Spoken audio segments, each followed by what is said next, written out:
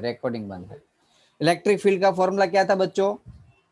दो कैपेसिटर के बीच में, जल्दी बोलो फटाफट से। Hello, sigma by epsilon. Sigma यानी कि चार्ज अपॉन एरिया, हाँ कि ना। अब समझ लो मैं थोड़ा सा चार्ज लू तो डीई के लिए चार्ज डीक्यू आ जाएगा। डीक्यू यानी कि यदि करंट आईडी पास हो रहा है इसके बीच की में, ओके, करंट डीक्यू जितना पास हो रहा है तो आईडी इंटू डेल्टा टी या डीटी लिख सकता हूँ बच्चों, हाँ कि ना।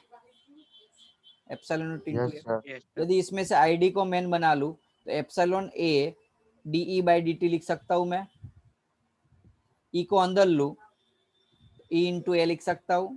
ये एप्सिलॉन है, ये ई नहीं है, एप्सिलॉन ई में कंफ्यूज मत होना। Divide by DT, E into A क्या होगा बच्चों? फ्लक्स। फ्लक्स। तो ये आपका नया आईडी का फॉर्मूला मिल गया। कोई डाउट? कोई डाउट की नहीं? Hello, clear? No sir. Yes sir. तो एम्पियर का जो लो था, मैक्सवेल ने क्या किया, एम्पियर का लो को एज यूजुअल रखा कि भाई integration of B into d L, खाली ऐड क्या कर दिया उसमें, उसने बताया था कि करंट आई नॉट, जिसको हम कंडक्शन करंट बोलते हैं, हाँ कि ना। अब उसने ऐड क्या कर दिया पता है आपको?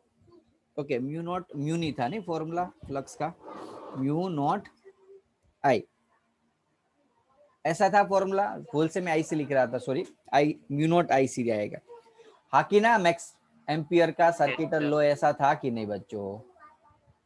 अब मैक्सवेल ने क्या बताया कि खाली कंडक्शन करंट नहीं होता, दूसरा भी कोई करंट होता है। तो कौन सा करंट आया बाद में पता चला? तो म्यू नॉट आईडी। हेलो, ये हुआ मैक्सवेल एम्पियर लॉ। अब ये मैक्सवेल ने फाइंड किया था और ये एम्पियर ने, तो जब एग्जाम में ये सारे कॉन्सेप्ट क्लियर होता है तब कंफ्यूजन ज्यादा हो जाता है। आपको एग्जाम में पूछेगी कि फाइंड यानी कि राइट डाउन द अरे यार, मैक्सवेल एम्पियर इक्वेशन बताओ या मैक्सवेल एम्पियर लॉ बताओ, तो आपको ये वाला लिखना है। पता चला? हेलो, पता चला कि नहीं बच्चों? Yes sir. यानी कि इस सर्किट के अंदर जो करंट पास हो रहा है ये कंडक्शन करंट था, और अंदर जो पास है वो डिस्प्लेसमेंट करंट था। तो काफी सारे स्टूडेंट्स को ऐसा डाउट होगा कि सर ये चीज तो एज यूजुअल है, चलो समझा, तो क्या ये जो करंट है वो टोटल एडिशन होगा?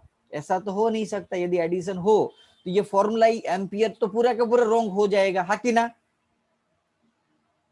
मैक्सवेल ने ऐसा नहीं बताया कि एम्पियर रॉन्ग था, मैक्सवेल ने ऐसा बताया कि एम्पियर के लॉ के अंदर कुछ कमी थी, यानी कि उसने खाली ऐसा बताया कि कंडक्शन करंट ही होता है, ऐसा जरूरी नहीं है।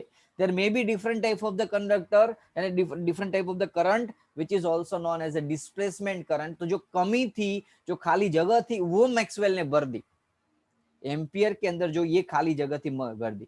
तो इसका मीनिंग तो यही हुआ ना कि एम्पियर का लॉ ही पूरा गलत हुआ, हाँ कि ना बच्चों? क्योंकि फॉर्मूला ही नया हो गया पूरा, यहाँ ये चीज एड हो गई तो ये पूरा का पूरा लॉ रॉन्ग हो सकता था।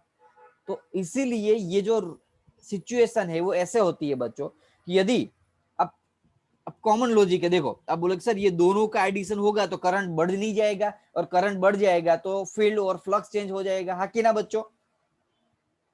Yes sir. यानी कि इसका मीनिंग तो यही हुआ, समझ लो यहाँ 5 एम्पियर करंट है तो यहाँ 5 एम्पियर करंट है। हाँ, एक चीज ये भी ध्यान रख लो कि यहाँ जो मैग्नेटिक फील्ड बाहर चेंज हो रही कंडक्शन, उतनी ही मैग्नेटिक फील्ड अंदर होगी बच्चों, और यहाँ जो बाहर जो करंट पास हो रहा है कंडक्शन करंट, उतना ही करंट अंदर होगा डिस्प्लेसमेंट करंट। तो इसका तो मीनिंग यही हुआ, समझ लो 5 एम्पियर बाहर निकल रहा है, 5 एम्पियर अंदर जनरेट हुआ तो 10 हो गई वैल्यू, और वैल्यू 10 हो गई यानी करंट सर्किट में 5 निकल रहा है और फ्लक्स जो है वो 10 के हिसाब से जनरेट हो रहे हैं। तो ऐसा तो हो नहीं सकता। तो इसका सॉल्यूशन यहां से मिला। कहा, ध्यान देना, एकदम कॉन्सेप्ट के अंदर जा रहा हूं। समझ लो मैं यहाँ कंडक्शन करंट जब पास हो रहा होता है बच्चों, कंडक्शन करंट, तो यहाँ जो फील्ड जनरेट होगी, फ्लक्स जनरेट होगा, तो क्या उसके अंदर में ये अंदर वाला करंट लूंगा बच्चों? हेलो, तो कॉमन लॉजिक अंदर, जब मैं बाहर की बात कर रहा हूं तब अंदर का जीरो ले लो, तो फॉर्मूला बन गया म्यू नॉट आई सी। तो एम्पियर भी खुश, तो बोलोगे सर मैक्सवेल कहाँ खुश हुआ? तो जब कॉमन लॉजिक के में जब अंदर की बात कर रहा हूं तो मैं यहाँ अंदर लूप लू, तो अंदर लूप में कौन सा करंट आएगा? आईडी। आईडी। तो बाहर का करंट लेना होता है अंदर जब लो तो नो। मैक्सवेल भी खुश। यानी कि दोनों अपने हिसाब से सही थे। ये तो जनरल फॉर्मूला है, ये एक साथ कभी नहीं हो सकता। आईसी और आईडी एक साथ लिख ही नहीं सकते, या तो आईसी होगा या आईडी होगा। कोई डाउट बच्चों? No sir. कोई डाउट? पक्का ना? ये it's important concept on this lectures. आज के लेक्चर्स का सबसे अहम पे कॉन्सेप्ट था ये, डिस्प्लेसमेंट करंट। कोई डाउट ना हो तो मैं आगे बढ़ूं। डिस्प्लेसमेंट करंट की प्रॉपर्टी देख लो फटाफट से। It is not a conventional current, वो पहले जैसा करंट नहीं था।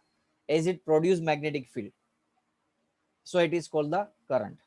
डिस्प्लेसमेंट करंट, सॉरी यहाँ डिस्प्लेसमेंट वर्ड लिखना भूल गया। दूसरा, it exits only when there is a change in electric field.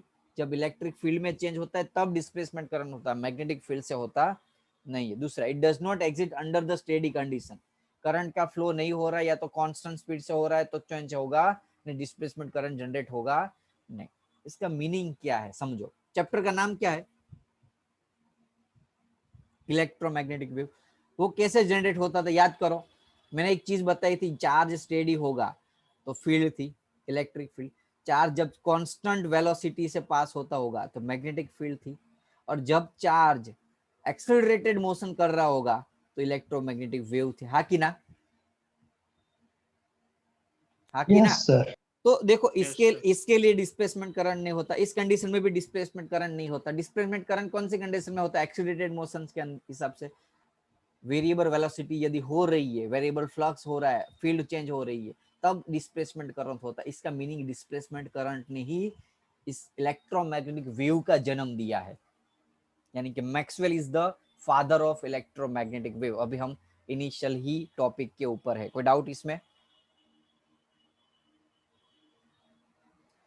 तीसरा ये है conduction current, displacement current satisfy the property of continuity. जो कंटिन्यूटी का प्रॉब्लम था वो सॉल्व हो गया है ना, कि ये जो करंट है वो यहाँ से गया, क्या यहाँ रुक जाएगा? नहीं, यहाँ अब यहाँ बाहर था तब कंडक्शन करंट था, अंदर गया तो उसने अपना वेज चेंज कर दिया, डिस्प्लेसमेंट बन गया, वापिस आ गया कंडक्शन करंट। कोई डाउट इसमें बच्चों? अरे हाँ ना? No sir. ओके पक्का ना? तो देखते हैं एमसीक्यू, आंसर बताओ चलो इसका।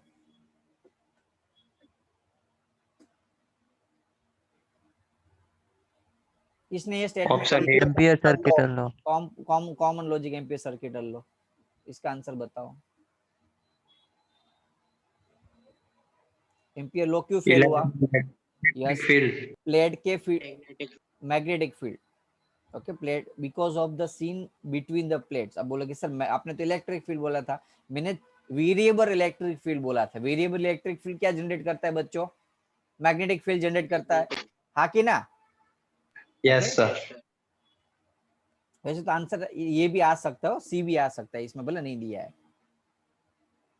अब एम्पियर मैक्सवेल लॉ बहुत इजी है, ध्यान रखो। चलो फटाफट से खत्म करना है। सबसे एमपी मैक्सवेल के स्टेटमेंट, गुजरात बोर्ड के अंदर ओनली फॉर इंफॉर्मेशन लिखा हुआ है, लेकिन एनसीईआरटी में ये ऐसा कुछ लिखा नहीं, इसलिए पूछ सकते क्वेश्चन एग्जाम में आपके। ये दूसरा topic, first topic displacement current सीखा हमने, सेकंड टॉपिक ये है कौन सा?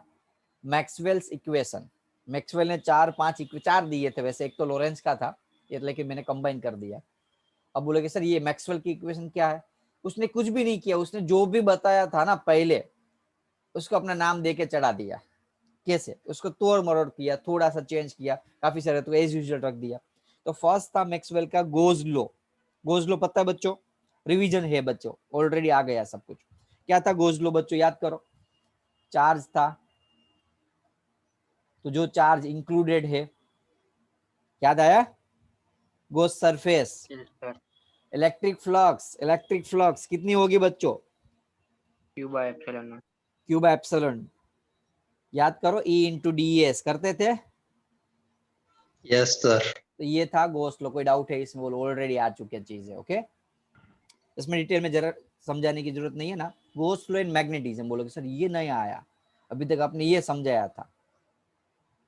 ओके, ये नहीं आया गोस लॉ मैग्नेटिज्म में कैसे काम सकता। स्टेटमेंट रीड करो सर आपण હતું 5th चैप्टर में।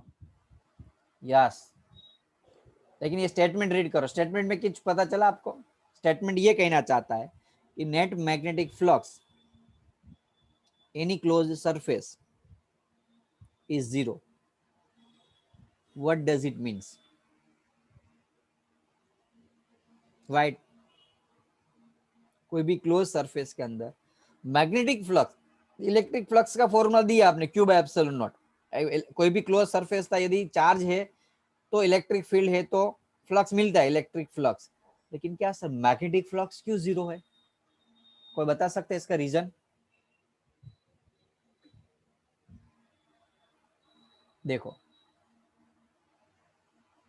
पहली चीज, मैग्नेट होता है ना वो टू डायमेंशन यानी कि टू डाइपोल होता है, डाइपोल में होता है पॉजिटिव नेगेटिव, चार्ज यहाँ से इंक्लूड अंदर, चार्ज यहाँ इंक्लूड, हाँ कि ना? अरे हाँ ना बोलो यार. तो मैं ये इसी लूप को लूँ, इस लूप को लेता हूँ मैं जनरली, इस लूप में टोटल चार्ज कितना हो जाएगा बच्चों? Total current, total charge, Zero. सब कुछ जीरो. सो डेट्स व्हाई ये formula zero. Magnetic flux close surface के अंदर जीरो होता है, ध्यान रखना बच्चों.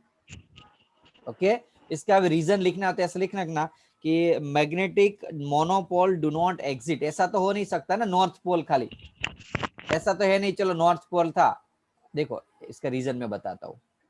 ये क्यों जीरो नहीं आया बोलोगे? सर चार्ज था, पॉजिटिव चार्ज, तो पॉजिटिव चार्ज की फील्ड लाइन बनाओ, कैसे आती है बच्चों? ऐसे, हाँ कि ना? Yes, sir. ऐसा तो होगा नहीं, पॉजिटिव चार्ज है तो नेगेटिव चार्ज होना ही चाहिए, खाली पॉजिटिव चार्ज हो सकता है, हाँ कि ना?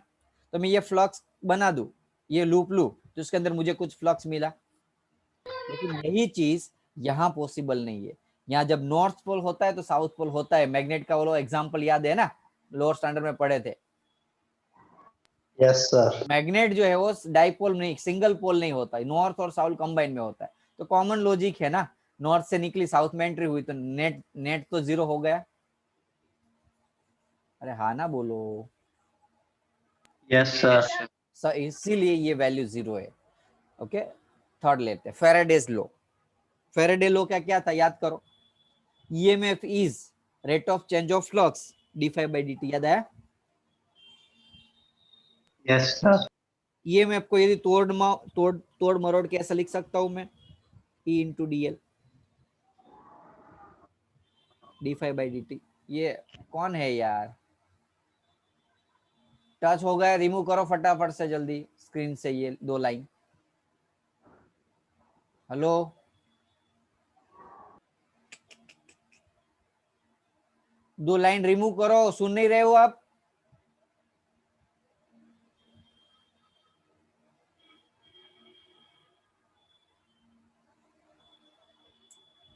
जिसने किए उससे ही होगी. d∅dt, E into dl is equal to d∅dt. Formula है बच्चों, Yes, sir. फैराडे का लॉ. पता है ना आपको ये तो, कि इसमें डिटेल में समझाऊं? ना सर बता. नेगेटिव साइन क्या बता रही, कोई बता सकता है? नेगेटिव साइन लेंस लो बता रहे. ये मैक्सवेल का थर्ड इक्वेशन हुआ. ये कौन सा? मैक्सवेल का थर्ड इक्वेशन. मैक्सवेल ने कॉपी मार दी सभी को. ये मैक्सवेल का सेकंड इक्वेशन, ये मैक्सवेल का फर्स्ट. तो मैक्सवेल ने नया कुछ नहीं बताया. ओके, क्या बता दिया? कंबाइन चीज बता दी. अब नया टॉपिक है मैक्सवेल्स एम्पियर लॉ. ये नया आया. अभी तक तो सारे मैक्सवेल ने जो बताया वो सारे पुराने या किसी और के थे. मैक्सवेल एम्पियर लॉ क्या था बच्चों? अभी हम सीखे डिस्प्लेसमेंट करंट के अंदर d into dl is equals to Mu not IC plus ID. Very good, mu naught IC plus ID. उसको और डिटेल्स में लिखना हो तो ऐसे लिख सकता हूं मैं, E d∅dt. याद करो, हमने डिराइव Yes, किया sir. था. तो ये मैक्सवेल का एम्पियर का लॉ था. लिखना पता चलेगा. Line integral of magnetic field along the close path, line integral of magnetic field along the close path is equals to mu naught times तो टोटल करंट. टोटल करंट कौन कौन सा? तो conduction current and displacement current. Doubts? No, sir. Okay, ये extra है, text book में शायद नहीं दिया लेकिन फिर भी लिख लिया, साथ में था. तो लेंस लो क्या था? F is equals to QE cross B. याद है? Yes. याद आया कि नहीं? QE प्लस QVB, ये जो था फोर्स वो मैग्नेटिक फोर्स था, ये फोर्स था वो इलेक्ट्रिक फोर्स था। Okay, Lorentz force. तो चारों चार इक्वेशन जो है ना वो इलेक्ट्रोमैग्नेटिक इंटरेक्शंस को शो कर रहे हैं, चारों चार इक्वेशन। बोलो एग्जाम में कोई डाउट? यदि पूछेगा तो लिख सकोगे मैक्सवेल के चारों चार इक्वेशन। यदि मैक्सवेल की इक्वेशन पूछे तो खाली 4 लिखना है, और यदि ऐसा पूछे एंड लॉरेंज फोर्स तो लास्ट में वाला जो लिखा है वो लिखना है। बाकी लास्ट वाला जो है वो एक्चुअली सिलेबस में नहीं है, लेकिन फिर भी मैंने रिविजन कराने के लिए करा दिया। तो उसका समरी देख लो फटाफट से। चलो, फर्स्ट लॉ क्या था? गोज लॉ इन इलेक्ट्रोस्टैटिक, इसके अंदर ये फॉर्मूला डाला। सेकंड लॉ था मैग्नेटिज्म, तो 0 था। थर्ड लॉ था Faraday's law of electromagnetic induction, तो इलेक्ट्रिक फील्ड मैग्नेटिक फील्ड के रिलेशंस वाला कोई फॉर्मूला डाला। और फोर्थ रूल था, fourth ampere circuital law. 4 rules देखो, इसमें भी मैंने इसलिए पांचवा रूल नहीं डाला, क्योंकि जब मैक्सवेल के पूछते हैं तो ये 4 ही लिखने होते हैं। लोग सर ये कैसे आए, तो इसको समझने की जरूरत नहीं है, तो याद रख लेना है आपको। मैंने कैसे आए सब कुछ मैंने ऑलरेडी समझा दिया है। कोई डाउट इसमें? No sir. बताओ चलो आंसर तो। अरे यार, current conduction current is due to time varying varying magnetic electric. Field. Displacement current is time varying electric field. Okay, वो क्वेश्चन में कुछ गड़बड़ थी, मैग्नेटिक फील्ड लिखा था लेकिन इलेक्ट्रिक फील्ड ही आंसर आता था उसमें भी। आगे के एमसीक्यू मैंने बताया ना, इसमें इलेक्ट्रिक फील्ड भी आ सकता है। ओके, तो इलेक्ट्रिक फील्ड मैग्नेटिक फील्ड दो आ सकते हैं, लेकिन मैग्नेटिक फील्ड का चांसेस कम है, क्योंकि इलेक्ट्रिक फील्ड के बाद मैग्नेटिक फील्ड जनरेट होता है। तो फाइनली तो हमें जो प्राइमरी फील्ड थी वही लिखना होता है। ओके, वहां आंसर शायद रॉन्ग होगा। चलो इसका आंसर बताओ। Conduction current. कौन सा करंट है? Conduction current is equals to displacement current is equals to conduction current. IC और आईडी सेम होता है। कोई doubt? No sir. Gauss law for magnetism. Gauss law for magnetism, ये बताओ। Gauss law for electrostatic. Electrostatic, ये बताओ। Faraday's law. सारे लोग क्लियर? Yes sir. कोई डाउट इसमें? No sir. ओके, अब हम देखते हैं चेंजिंग इलेक्ट्रोमैग्नेटिक वेव जनरेट कैसे होती है। इलेक्ट्रोमैग्नेटिक वेव जनरेट कैसे होती है, मैंने एक चीज वो तो बता दिया जनरेट कैसे हुई वो, हाँ कि ना? एलसी ऑसिलेशंस के बारे में बताया था कॉन्सेप्चुअली। Yes sir. ओके, तो अब थोड़ा डिटेल्स में जाते हैं। तो पहली चीज तो इलेक्ट्रोमैग्नेटिक यानी कि इलेक्ट्रिसिटी भी होगी और मैग्नेटिक फील्ड भी होगी। देखो, वन टाइप ऑफ ये ट्रांसवर्सल वेव है। इसका रीजन ये है कि वेव ऐसे पास है, आगे जा रही है, लेकिन उसके अंदर के जो मेन कंसिस्टेंट है यानी कि पार्टी कंसिस्टेंस यानी कि उसके जो इलेक्ट्रिक और मैग्नेटिक फील्ड है वो ऐसे जा रही है। देखो, ये ऊपर जा रही है, ये अंदर जा रही है। आपको पता है ना, एक इलेक्ट्रिक फील्ड मैग्नेटिक फील्ड दोनों एक दूसरे से परपेंडिकुलर होती है। साइक्लोट्रॉन वाला एग्जांपल शायद याद हो तो। Yes sir. ये वाला याद है ना? बस वही चीज है ये। तो समझ लो कि एक वेव है, कौन सा? इलेक्ट्रोमैग्नेटिक वेव है। इसको हम ट्रांसवर्सल वेव इसलिए बोलते हैं क्योंकि पता है ना, लॉन्गिट्यूडल वेव और ट्रांसवर्सल वेव में पता है किसी को? ट्रांसवर्सल वेव यानी कि यदि वेव ऐसे जा रहा है लेकिन आगे पीछे होते होते जा रहा है, यानी कि उसका प्रोपोगेशन और पार्टिकल मूवमेंट यदि 90 डिग्री पे हो तो उसको हम ट्रांसवर्सल वेव बोलते हैं। जैसे कि कौन सा वेव? Light wave. अब दूसरा होता है, दूसरा कौन सा था? ट्रांसवर्सल वेव एंड, ऐसा यार क्यों ऐसा हो रहा है? Longitudinal wave. हाँ, लॉन्गिट्यूडल वेव यानी कि कैसे? ऐसे चपक चपक चपक चपक चपक ऐसे। साउंड वेव यानी कि मूवमेंट भी ऐसे आ रहा है आगे, मूवमेंट भी ऐसे हो और जा भी ऐसे रहे, आगे आगे आगे आगे ऐसे। पता चला? अरे यार ऑलरेडी आ गई चीज है, नया नहीं है यार, ऐसा क्यों कर रहे हो आप? नहीं पता चला ट्रांसवर्सल वेव और लॉन्गिट्यूडल में? नहीं पता चला तो बोल दो, डिटेल में बता दो।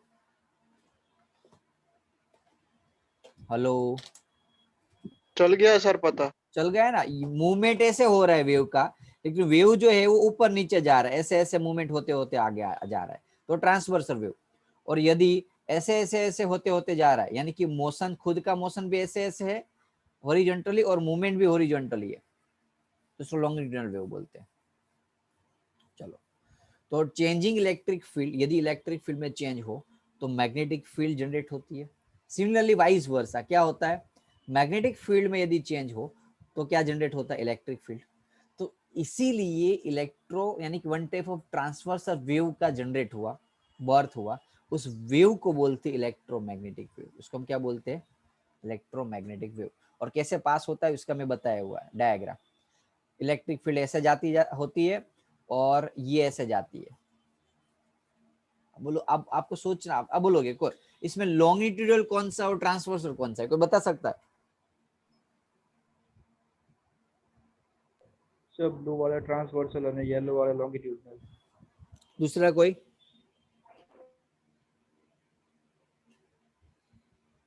दूसरा कोई? सर यही ब्लू वाला ट्रांसवर्सर और येलो वाला लॉन्गिट्यूड। यानी कि वही आंसर बोला ना, तो आगे बोला वही। हाँ अन्य ट्रांसफर। पहली चीज मैं बताऊं, मैंने क्या बताया था कि जब मूवमेंट अन्य ट्रांसफर। और मोशन दोनों 90 डिग्री पे हो तो उसको ट्रांसवर्सल वेव बोलते हैं, और इसको तो ऐसे ऐसे यदि जा रहा है तो उसको लॉन्गिट्यूडल वेव बोलते हैं। इसमें ऐसे ऐसे कहाँ जा रहा है, देखो वेव ऐसे जा रहा है, समझ लो जेड एक्सिस में, वेव जेड एक्सिस में है, इलेक्ट्रिक फील्ड एक्स एक्सिस में है, हाँ कि ना, और मैग्नेटिक फील्ड वाई एक्सिस में है। अब देखो, अब मुझे बताओ, चलो कहाँ से ये 0 डिग्री हुआ वाई और जेड के बीच का? अब बोले थे सर ये जो है वो ट्रांस लॉन्गिट्यूडल वेव है। यदि लॉन्गिट्यूडल वेव होता तो दोनों के बीच का एंगल 0 होता ना, सेम फेस में जा रहे हैं। अब पता चला मैं क्या कह रहा हूँ, अपने देखने का तरीका सोचो, 3D में सोचो बच्चों। आप सोच क्या रहे थे, 2D में सोच रहे थे, इसलिए शायद आंसर में ऐसा दिक्कत हुई। ये ऐसे ऐसे जा रहा है और मूवमेंट ऐसे हो रहा है, तो फिर भी 90 डिग्री बना, हाँ कि ना, इलेक्ट्रिक फील्ड। Yes sir. तो यहाँ भी ये भी 90 डिग्री बन रहा है ना, ये ऐसे ऐसे जा रहा है, देखो यस सर। Movement Yes. ऐसे ऐसे है, लेकिन जा रहा है ऐसे है, तो 90 डिग्री नहीं बना। यानी कि दोनों जो है ना वो ट्रांसवर्सल वेव के ही टाइप है, और ये दोनों अलग अलग चीज है ही नहीं, ये एक ही चीज है। ओके, वो एक ही वेव है, इलेक्ट्रोमैग्नेटिक वेव। क्या होता है पता है आपको, जैसे अब देख लो, यहाँ कुछ सोचोगे ना, दोनों सेम फेस में जा रहा है, पहली चीज तो, हाँ कि ना, सेम फेस में, इसलिए ये यहाँ से यहाँ हुआ उतने ही टाइम में यहाँ से यहाँ आ जाएगा, और एक साथ 0 होता है, इसलिए सेम फेस में जा रहे हैं और एक दूसरे को सपोर्ट कर रहे होते हैं। जैसे ई कम होगा तो बी की वैल्यू बढ़ जाएगी, ओवरऑल दोनों की वैल्यू क्या होती रहेगी, सेम रहते, इसीलिए इसके हिसाब से उसको कोई दूसरी चीज की जरूरत नहीं पड़ती है। और सिमिलरली ये वेव्स साइनोसॉइडल वेव्स, इसलिए उसका इक्वेशन यदि लिखना हो तो ऐसे लिख सकते हो बच्चों, हाँ कि ना? अरे यार मैं उसका इक्वेशन ऐसा लिख सकता हूँ ना साइनोसॉइडल वेव का, हाँ बस। The time varying electric and magnetic field are mutually perpendicular to each other and also perpendicular to the direction of propagation of this wave. So that's why it is called the transversal wave. ऐसी चीज समझने का try करो, velocity आगे, electric field ऊपर, magnetic field नीचे।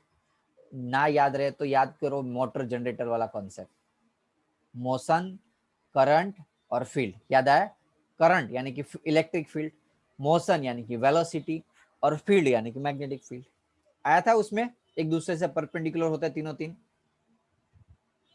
Yes sir. Okay, right hand rules के हिसाब से डायरेक्शन हम बता सकते हैं उसकी। ओके, तो इतना रखते आज। ओके, ये प्रॉपर्टी जो है ना वो थोड़ा बड़ा टॉपिक है, तो वो मैं आपको नेक्स्ट सेशन के अंदर कराऊंगा। तो यदि आज के सेशन का मैं समअप करूं, ओके समअप, तो मेन इंपॉर्टेंट कॉन्सेप्ट जो आज के सेशन में था वो 2 टॉपिक थे। फर्स्ट थिंग दैट इज ये वाला, कौन सा ये टॉपिक था बच्चों, डिस्प्लेसमेंट करंट। आईडी ने डिस्प्लेसमेंट करंट कैसे जनरेट हुआ, वो पूरा कॉन्सेप्ट मैंने आगे समझाया था आपको, कैसे कैसे कोई भी डिस्प्लेसमेंट करंट का जन्म कैसे हुआ। फटाफट वेव के टाइप्स देखे हमने। Okay, electromagnetic, matter wave, electromagnetic की थ्योरी, आगे के टॉपिक अभी भी शायद मैं भेजूंगा, तो भी आप नजर नहीं घुमाना अभी। ओके, इसको कोई रीड करने की जरूरत नहीं थी। ओके, 2 चीज ओके, कैसे डिस्कवरी हुआ, एक दूसरे से कैसे ऐसे डिपेंडेंट थे। आगे का जो मेन टॉपिक था उसमें इंपॉर्टेंट नहीं था, ये यहाँ से मेन चैप्टर आपका स्टार्ट हुआ, कहाँ से, मैक्सवेल डिस्प्लेसमेंट करंट से। तो एम्पियर का लॉ क्या था, ओके आपको पता है एम्पियर का लॉ रॉन्ग हुआ, रॉन्ग क्यों हुआ, मैक्सवेल आया, मैक्सवेल ने क्या बताया कि कंडक्शन करंट की अलावा दूसरा भी करंट होता है, कौन सा करंट होता है, डिस्प्लेसमेंट करंट। ओके बाद में डिस्प्लेसमेंट करंट का डेरिवेशन निकाला, डिस्प्लेसमेंट करंट का डेरिवेशन में उसकी प्रॉपर्टी देखी। ओके प्रॉपर्टी के बाद एम्पियर के सॉरी मैक्सवेल के लॉ देखे हमने, मैक्सवेल के चारों चार लॉ, ये इंपॉर्टेंट था, थोड़ा याद रख लेना। ओके एक तो ये एक डिस्प्लेसमेंट करंट की थियरी, ये चार लॉ और इलेक्ट्रोमैग्नेटिक वेव कैसे जनरेट हुआ उसके बारे में ये भी। ओके अब हमारा जो नेक्स्ट सेशन रहेगा वो सबसे आईएमपी और इम्पोर्टेंट टॉपिक रहेगा आज के इस चैप्टर्स का, सॉरी इस पूरे चैप्टर का सबसे आईएमपी टॉपिक।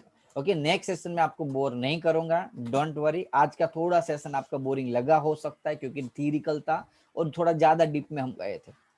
नेक्स्ट सेशन में फटाफट आपको जो इम्पोर्टेंट है उसके ऊपर फोकस कराऊंगा। ओके वही चीज समझाऊंगा जो एग्जाम ओरिएंटेड है। आज का इसलिए सेशन मुझे एक्स्ट्रा लेना पड़ा जस्ट बिकॉज इलेक्ट्रोमैग्नेटिक वेव का डिटेल में समझना आपको जरूरी था, वो फील आना जरूरी था इसलिए।